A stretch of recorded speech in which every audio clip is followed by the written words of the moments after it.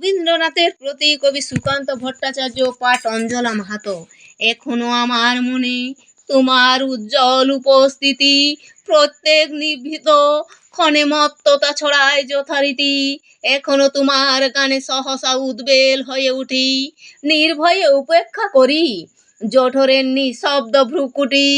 এখনো প্রাণের স্তরে স্তরে তোমার দানের মাটি সোনার ফসল তুলে ধরে। এখনো স্বগত ভাবাবেগে মনের গভীর অন্ধকারে তোমার সৃষ্টিরা থাকে জেগে। তবুও ক্ষুদিত দিন ক্রমশ সাম্রাজ্য গড়ে তুলে, গোপনে লাঞ্ছিত হয় হানাদারি মৃত্যুর কবলে। যদিও রক্তাক্ত দিন তবু দীপ্ত তোমার সৃষ্টিকে এখনো প্রতিষ্ঠা করি আমার মনের দিকে দিকে। তবুও নিশ্চিত উপবাস আমার মনের প্রান্তে নিয়ত ছড়ায় দীর্ঘশ্বাস।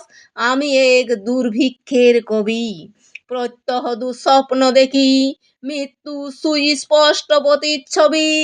আমার বসন্ত কাটে খাদ্যের সারিতে প্রতীক্ষায়, আমার বিনিদ্র রাতে সতর্ক সাইরেন ডেকে যায়।